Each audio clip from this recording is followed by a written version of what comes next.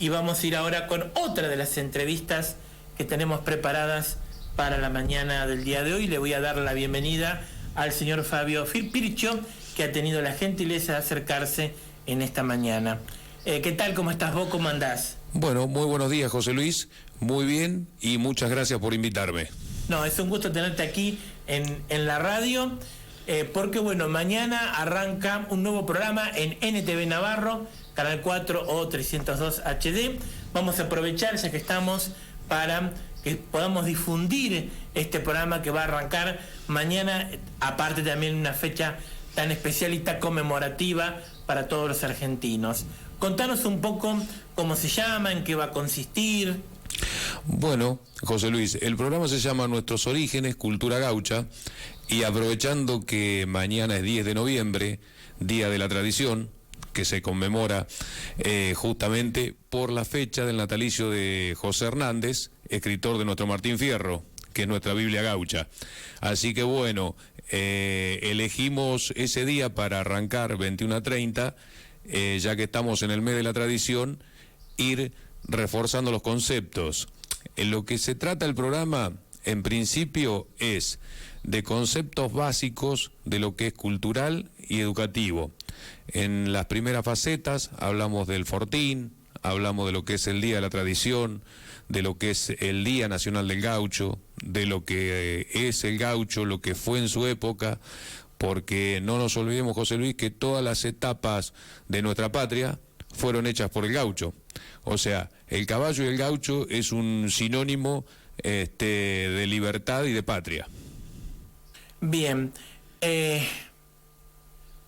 la historia, o a caballo de la historia va el gaucho, si se quiere, desde los orígenes de 1810 o antes hasta nuestra emancipación nacional. Exactamente, el gaucho lo tenemos de antes de 1810. Acá en la Argentina, porque el gaucho, ¿qué es? Los primeros es una mezcla, digamos, es un híbrido, un mestizaje entre el europeo que vino y el aborigen. Entonces se produce esa mezcla, quedaron digamos gente con su origen europeo solamente y mantenieron y conservaron su origen. Después, ¿qué pasa? El gaucho cortó con esa atadura, digamos que eso de ahí nace el nombre de gaucho, porque corta con la atadura de sus orígenes y se larga a la vida libre, errante y nómade, que es un poco, acá encontró las condiciones, digamos, naturales para desarrollarla. Había pasto, había ganado, agua y una extensión muy importante para recorrer. Entonces ahí se da el concepto de vida errante. Y no solamente el gaucho es de la llanura bonaerense, sino que tenemos parte de Brasil, parte Uruguay también está incluido, parte de Chile y parte de Paraguay. O sea que, digamos, con sus distintos acepciones, porque bueno, nosotros acá somos gaucho, en Brasil lo que es Brasil es gaucho, en Uruguay es gaucho también, en Paraguay también, y bueno, en Chile se le llama el guaso chileno. Entonces, bueno, dentro de eso tenemos digamos, lo que es la etimología de la palabra gaucho. Bien, contanos un poco más específicamente cómo va, en qué va a consistir el programa, cuánto va a durar, a qué hora arranca. Bueno, el programa va a arrancar mañana 21:30 por NTV. Van a ser capítulos de aproximadamente 20-25 minutos y vamos a ir tratando en principio todos los temas. Primero arrancaríamos en parte con la historia del Fortín Navarro, que bueno, fundado acá a orilla de la laguna porque corresponde a la línea de frontera que venía de Luján, y lo que se buscaba era contener el indio del otro lado del río Salado, ya que en nuestro partido tenemos el límite con 25 de mayo, el río Salado, que están lo que eran los indios ranqueles. Y después seguir con conceptos básicos, como es el Día de la Tradición, el Día Nacional del Gaucho, el gaucho, su vestimenta, porque digamos la vestimenta que tenemos ahora fue evolucionando. En sus principios no existía la bombacha de campo, sino que existía el chiripá y el calzoncillo con cribos, existía directamente la bota de potro, no teníamos la bota de baqueta que tenemos en la actualidad, en los principios, o sea que era todo hecho con los materiales que había en su momento y, a ver, de origen aborigen y también de origen europeo. Por ejemplo, hablamos del sombrero, que es de origen español, el chaleco, todo ese tipo de cosas. Después se fue evolucionando. Podemos decir que así como nuestros orígenes son una mezcla de razas, también la vestimenta es una mezcla de ropas, digamos, si se puede usar esa determinación, de europea y nativa. Exactamente, como nuestro país está formado por un crisol de razas, por eso el criollo es un mestizaje, digamos, y si lo ponemos en concepto más moderno es un híbrido, la ropa también es una mezcla, porque no te olvides que lo que era el chiripá era aborigen, digamos, consiste en un rectángulo que se pasaba tipo un pañal entre las piernas, y bueno, después evolucionó a la bombacha, que la bombacha tiene el origen de lo que fue rezagos de Turquía. Esas bombachas fueron hechas para una guerra y fueron los rezagos que sobraron y los trajeron a la Argentina. El sombrero, por ejemplo, es de origen español, como te comenté, y bueno, y así fue evolucionando la cosa. ¿Y el poncho? El poncho es origen aborigen también, es de acá, pero te comento unos conceptos porque se habla mucho del poncho inglés. ¿Qué pasa? Los ingleses, como siempre, fueron buenos comerciantes y el poderío, digamos, y la riqueza estaba en el comercio en la época desde antes de 1800. ¿Qué pasaba? No te olvides que tenemos las invasiones inglesas, 1806, 1807. ¿Qué hicieron? Ellos trajeron, fijaron acá, recorrieron qué es lo que se usaba acá. Entonces vieron que acá se usaba poncho de trama aborigen y de ahí, bueno, la historia del poncho inglés, porque es un poncho fino, ya con una trama de vicuña o alpaca, un poncho muy fino que inclusive no lo pasa el agua. Después aparecieron encerados, engomados y todo ese tipo de cosas, pero ellos fueron copiando lo que precisaban e inclusive fueron acopiando de otros lados y trayendo modas. Por ejemplo, te puedo decir, qué sé yo, el tirador era lo que usaban los soldados, tiradores en realidad, para llevar las municiones, porque antes las armas se cargaban con municiones por la boca con un tipo al trabuco, y eso acá se le dio uso al tirador para combinarlo con una rastra en vez de una hebilla, como usaba antes, y es lo que usamos nosotros en distintos metales, ¿no es cierto? Siempre en metal blanco hablando. Después, bueno, la faja también es de origen español, que servía ¿para qué? Para sujetar el chiripá, una vez que uno daba vuelta a los pliegos, lo cruzaba y lo sujetaba con una faja, y sobre esta iba el tirador con la rastra. Bueno, y de ahí, bueno, se acompañaba el facón o la daga, depende, bueno, hay un poquito ahí de diferencias. El facón es un cuchillo de dimensiones grandes, digamos, pero con forma de cuchillo. La daga es como una espada corta, digamos, con doble filo, es más fina. Y después hubo un cuchillo muy viejo que se llamó el cuchillo alfajor, que era de forma de media luna, que eso fue de... Eso tipo árabe. Eso vino de los árabes, exactamente, ese fue el primer...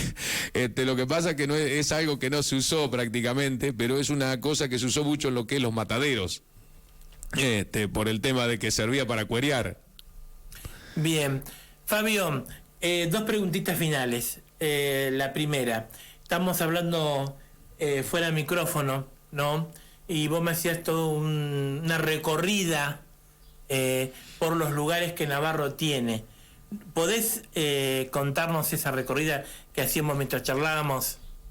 Sí, por supuesto, José Luis. Lo que vamos a hablar primero de lo que es la réplica del Fortín, que estamos hablando de la Fundación de Navarro del 30 de abril de 1767. Bueno, el Fortín estaba acá a 2 cuadras de la laguna, la cuestión de fundación, bueno, ¿cuál fue? El sentido común, que se necesitaba agua, porque en esa época no había ninguna forma de proveerse de agua que no sea de aguadas naturales. Bueno, se compone de una comandancia muy chica, tal cual está en la réplica, un rancho y una cuadra. Era la cuadra donde se dormía como se podía y el rancho donde se aprovisionaban para comer. La empalizada normal, que tiene alrededor un fortín y un foso con un puente levadizo. El puente levadizo, ¿qué hacía? Hacía de la función de que pudieran entrar los pocos soldados que había y cerrar para aguantar la atropellada del indio, cosa que el foso también cumplía a veces de poder pegar la rodada del caballo cuando venían en la atropellada, cuando siempre la cantidad de personas era importantísima con respecto a los soldados que teníamos. No te olvides que se fundó con 16 blandengues. Así que calcula que recién en 1775 pasó a ser una guardia permanente y en 1779 pasó a ser el fortín, porque ahí hubo una ley del virrey Bertis que dividió entre fuertes y fortines de acuerdo a la capacidad defensiva que tenía cada uno. Entonces nosotros estamos en la capacidad defensiva mínima, por eso es lo que es fortín, San Lorenzo de Navarro. Y bueno, eso es un poco importantísimo tenerlo en cuenta, porque no quedan en la provincia de Buenos Aires ya fortines, y la función que cumplía era mantener alejado del cabildo entre 100 y 150 kilómetros el indio. Si bien acá en esta zona lo que era el indio estaba bastante manso, digamos, lo que eran los ranqueles, pero trataban de mantenerlo del otro lado del Salado, que es el límite de partido. Después, hablando de cosas importantes, tenemos el Parque Dorrego, que no podemos dejar eso de pasar por alto. Eso el fatídico 13 de diciembre de 1828, que fue el fusilamiento. Bueno, ahí se produce un problema porque era todavía la Confederación, digamos, que era Buenos Aires, Entre Ríos y Santa Fe. Fue Dorrego quien firma el pacto con Brasil y el cese de la guerra. Entonces, ¿qué pasa? Como siempre, unitarios y federales estuvieron en puntos desencontrados, los generales que estaban desconformes con Dorrego fueron aprovechados por los unitarios. ¿Para qué? Para perseguir y derrocar a Dorrego. Dorrego era una persona con ideas muy federales, que fue el incipiente federalismo que nació en la Argentina, fue con Dorrego. Entonces buscaba la igualdad de clases, buscaba que pudieran votar todas las clases sociales, cosa que no existía en ese momento. Y bueno, así termina, digamos, preso acá en la batalla de Navarro, en la estancia Altalar.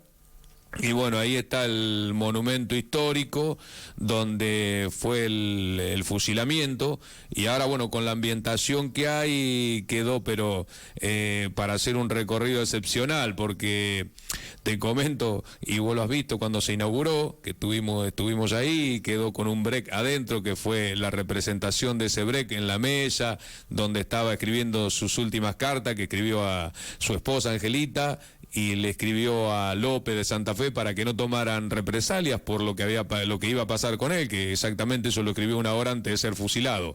Eso es un lugar para tener en cuenta de la historia. Después de los otros lugares que te había comentado, en la calle 24 tenemos la famosa pulpería de Moreira, que si bien es privada, pero se mantiene en tal cual las condiciones que estaba, ambientada a la época, muy muy bien conservada, por el señor Daniel Ditrana, que tuvo la deferencia de comprar ese lugar y mantenerlo tal cual, si no, no lo tendríamos. Bueno, eso se le dice la pulpería de Moreira porque era el lugar que frecuentaba habitualmente. En realidad era de Ochoa el lugar, y él vivía a unas cuadras ahí, bueno, y pasaba mucho tiempo en la pulpería. Después creo que te había comentado... Habíamos hablado de la protegida. Claro, la protegida, que es otro emblema, que digamos, acá tenemos que poner en contexto la cultura con el turismo, porque siempre revalorizando la cultura gaucha, también tenemos la otra faceta, que es la parte turística. Todo da un recorrido. Bueno, la protegida era una posta de diligencias, un almacén de ramos generales, que, digamos, el almacén de ramos generales vino a suplir a la pulpería, digamos, porque el almacén de ramos generales estaba en el pueblo y las pulperías estaban en el descampado. Esa era la diferencia. Había de todo lo que vos necesitaras en un ramo generales, inclusive estaba el despacho de bebida también, y bueno, la parte de albergue para las personas y el descanso del recambio de caballos y todo. Eso es un lugar muy importante, la protegida, y con mucha historia, y bueno, aparte cómo está ambientada, que es un almacén museo, es una cosa que muy recomendable también para el turista, y conocer también parte de nuestra historia a través de los lugares. Bien, Fabio, vamos a terminar entonces la entrevista. Contanos un poquito cómo está conformado tu equipo para el programa de mañana, cómo se han hecho las filmaciones, cómo se conforma el equipo de filmación. Bueno, José Luis, te comento, esto surge a través de unas entrevistas de un libro, un material educativo que yo estuve escribiendo, y bueno, Alejandro Teresín de NTV me dice un día, ¿qué te parece? Dice, si hacemos un programa sobre tradicionalismo. Y le digo, bueno, vamos a consultarlo con Raúl en el municipio, a ver qué le parece, porque vamos a necesitar hacer filmaciones y vamos a necesitar lugar y todo. Bueno, y ahí surge la idea entre ambos, y después, bueno, quien colabora es con las filmaciones, Daniel Barrilari, es infaltable, y bueno, ni hablar de Tito Domínguez, que nos abre el Fortín. Si bien yo pertenezco a la agrupación Los Fortineros Navarro, que bueno, también la he fundado yo con un grupo de gente, y en realidad lo que se trata de armar es todo ese tipo de conceptos, y todo lo estamos haciendo a fuerza de pulmón, y la colaboración entre todos. Bueno, después hay una sobrina, Martina, de Alejandro también, nos dio una mano. Alejandro, bueno, con la parte de edición y todo eso, y bueno, quien les habla hace de las explicaciones y da los conceptos de una manera, después lo vamos a ver, creo, lo más sencilla posible, cosa de evitar ciertos tecnicismos para que lo pueda entender todo el mundo. Lo que apuntamos es a llegar al que no, desde el que no sabe nada, digamos, o sea, está abocada a un material educativo para arrancar desde los chicos y hasta el que sabe. Entonces, por eso se redondean conceptos muy básicos, cosa que sea entendible, porque de nada nos sirve si tenemos una difusión y los demás no nos entienden. Entonces, lo que se trata de hacer es que todo llegue el material a todas las personas y lo puedan entender, porque la función, digamos, de difusión, acá tenemos la suerte, inclusive hoy con vos, que me das este espacio para poder hablar. Es un gusto. Bueno, después Toto también con lo que es Navarro Noticias, Alejandro con lo que es NTV, Fernando Algañarás, que fue el primero que me hizo la nota cuando arrancamos con el libro, y la primera nota, y de la primera hasta la última la tiene. Después Darío Sánchez también en la radio, dando difusión, Carlos Ayala, Alfredo Martínez. La verdad que enormemente agradecido a todo el mundo, porque todos nos han dado un espacio, y si no fuera por ustedes, los periodistas, nosotros podemos vestirnos de gaucho, podemos tener caballo, podemos hacer actividades, pero si no tenemos difusión, somos hombre muerto, digamos. Fabio, para redondear, por favor, nombre del programa y horario. Bueno, para terminar redondeando la idea, Nuestros Orígenes, Cultura Gaucha, miércoles 21:30, va a ser todos los miércoles y después queda en la grilla, por NTV. se va a ver por el canal directo y bueno, quien lo pueda ver en vivo también a través de NTV por el Facebook y las distintas opciones que tiene NTV. Muy bien, entonces, mañana a partir entonces de la hora 21:30. Exacto, a partir de 21:30 los esperamos para que vean nuestros orígenes Cultura Gaucha por NTV. Muy bien, muchísimas gracias por haber venido en esta mañana, Fabio. No, gracias. por favor, José Luis, muy agradecido a vos que me hayas convocado y la verdad, a disposición para cualquier cosa que necesiten y todo lo que podamos difundir, siempre será bienvenido. Por eso siempre agradezco a todos los periodistas de Navarro que nos dan un apoyo muy importante en lo que es la difusión de nuestras tradiciones y nuestras costumbres, porque siempre no nos olvidemos que nuestro origen es el gaucho, así sabemos hacia dónde vamos. Muchas gracias, José Luis. Gracias, muchas gracias. Bien, así pasaba entonces